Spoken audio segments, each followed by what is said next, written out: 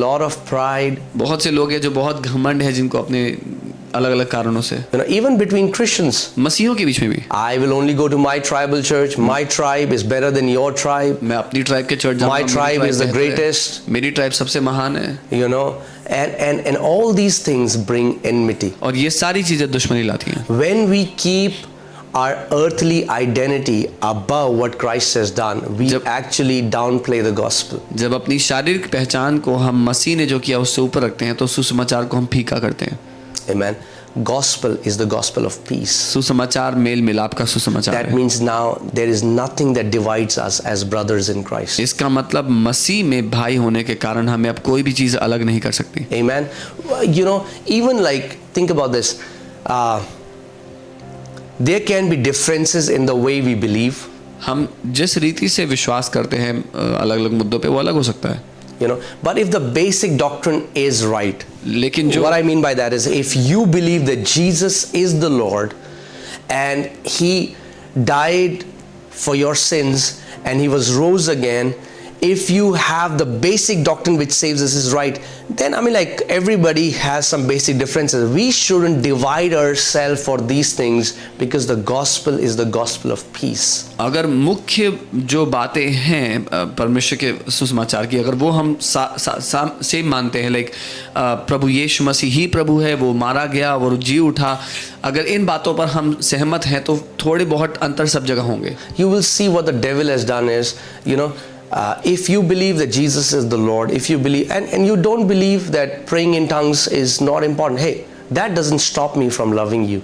That doesn't stop me from calling you my brother in Christ. और शैतान ने यही किया है कि अगर आप ये मानते हैं कि यीशु मसीह आपका प्रभु है, और आप नहीं मानते कि अन्य भाषा में प्रार्थना करना महत्वपूर्ण है, तो इससे मुझे रोक नहीं सकता कि मैं आपसे प्यार ना करूं अपना भाई होने के कारण. Because it's not believing, if you believe that there are tongues for today, that doesn't save us. What saves us is the gospel. And you heard what was the gospel, that Christ died for us. He got buried and He got rose again the third day. So if we believe that, we can have some different understanding of the scripture, but we have to understand that we are brothers and sisters, washed with the same blood, sanctified by the same Spirit, and we should always keep this gospel of peace above than these tiny differences. ये मानना ना मानना कि अन्य भाषा आज के लिए है या नहीं है, इन सब बातों से, विभाजनों से ऊपर हमें याद रखना चाहिए कि हम एक ही प्रभु हमारे लिए मरा, एक ही लहू से हम धोकर पवित्र किए गए. इन सारी बातों को अलग करके हम लोग मेल मिलाप में रह सकते हैं. It's very sad today when I see there are different denominations, but one denomination treats another denomination as if they are their enemies and as if they are enemies of God. That's Christ has destroyed, He has brought death to the enmity between us. और बहुत ही दुख की बात है जब मैं अलग अलग डिनोमिनेशंस के लोगों को एक दूसरे से दुश्मनों जैसा व्यवहार करते हुए देखता हूँ, क्योंकि मसीह ने हमारे बीच में वो दुश्मनी की दीवार को गिरा दिया. What do you believe about this? तुम क्या मानते हो? What do you believe about this? तुम इस बारे में क्या That's मानते हो? not the main essence. What do you believe about the gospel? Do you believe that Jesus Christ, the Son of God, died for you, was buried, rose again the third day?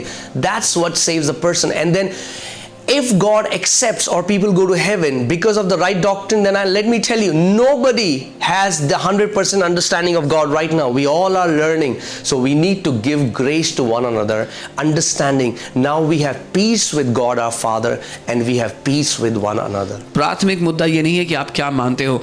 जब तक आप ये मानते हो कि यीशु ही प्रभु है, परमेश्वर का पुत्र जो आपके लिए जन्मा, मारा गया, तीसरे दिन जी उठा, तो आप और मैं, अगर परमेश्वर हमारी डॉक्ट्रिन को देख करके स्वर्ग में लाने लगा तो कोई भी नहीं जा पाएगा, क्योंकि किसी को भी संपूर्ण समझ नहीं है परमेश्वर की. लेकिन आप और मैं इस मेल मिलाप के सुसमाचार के द्वारा शांति रख सकते हैं आपस में.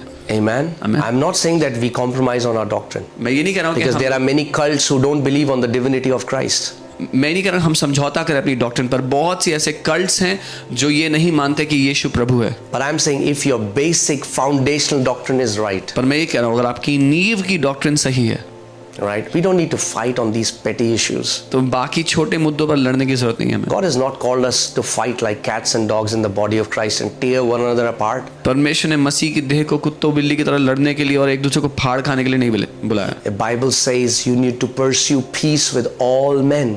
pursue holiness and peace, without which nobody will see the God. It's not just holiness. So many times people just focus on the holiness, but the Bible says holiness and peace with all men, and then your eyes will be opened and you will see God everywhere.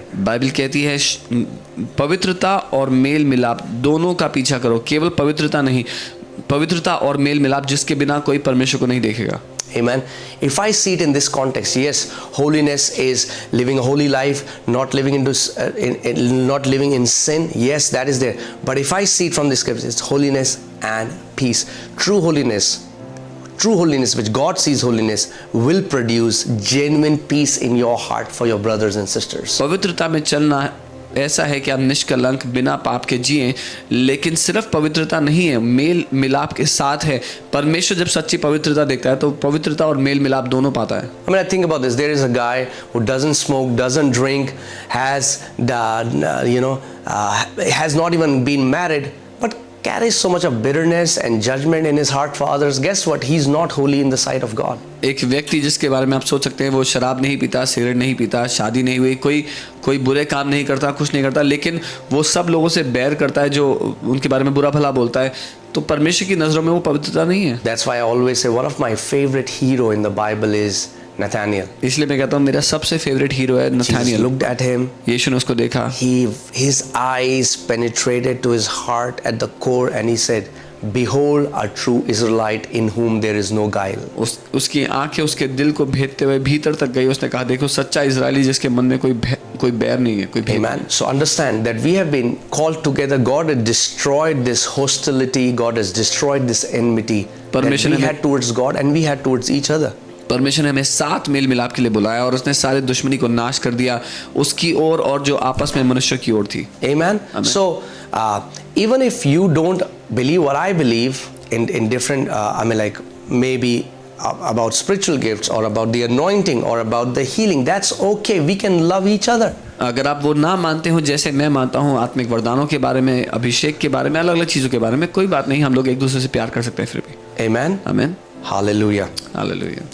That's why the gospel is the gospel of peace. इसीलिए सुसमाचार mail मिलाप का सुसमाचार And those है. people who don't walk in peace, it's like they are messengers without wearing shoes, because shoes are the gospel of peace. और वो लोग जो मेल मिलाप में नहीं चलते वो वैसे मैसेंजर्स हैं जिन्होंने जूते नहीं डाले हुए, क्योंकि जो सुसमाचार के जूते हैं वो मेल मिलाप के हैं. Amen. And if you don't wear shoes and you try to run, man, your feet are going to prick you because of so many things that are on the ground. अगर जूते पहने बिना भागने का प्रयास करेंगे तो बहुत कुछ चुभेगा पाँव में जो जमीन पे पड़ा है. All right, I'll quickly finish. Okay, it's taking a lot of time. I don't want to hold you for a long time. Ephesians 6:19. And for me that utterance may be given to me, that I may open my mouth boldly to make known the mystery of the gospel. और मेरे लिए भी कि मुझे बोलने के समय ऐसा प्रबल वचन दिया जाए कि मैं साहस के साथ सुसमाचार का भेद बता सकूं. What is the mystery of the gospel? क्या भेद है सुसमाचार का?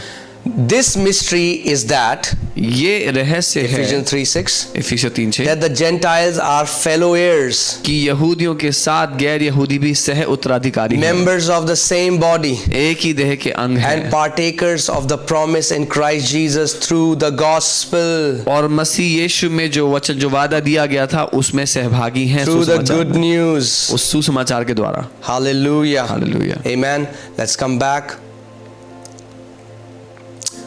Praise God. So we saw Ephesians 1:12-14. आज हमने इफिसियों 1 We, 12 से 14 the देखा. Jews and Gentile believers coming together in one body, and God bringing the enmity that man had towards God and man had towards man to death, destroying it. कि हम यहूदी और गैर यहूदी विश्वासी एक होकर परमेश्वर ने हमें एक कर दिया उसकी महिमा के लिए, ताकि और जो दुश्मनी परमेश्वर की ओर और आपस में मनुष्य के बीच थी उसको नाश कर दिया. And remember, और याद as the रखिए, Bible says, we are a chosen generation, and all of that who we are, it may so that we may proclaim the praises of Him. Bible कहती है हम चुनी हुई पीढ़ी हैं, किस लिए? ताकि हम सब साथ मिलकर उसकी महिमा की स्तुति करें. Amen. Amen. We are going to see verse 13 tomorrow. हम कल 13वीं आयत देखेंगे.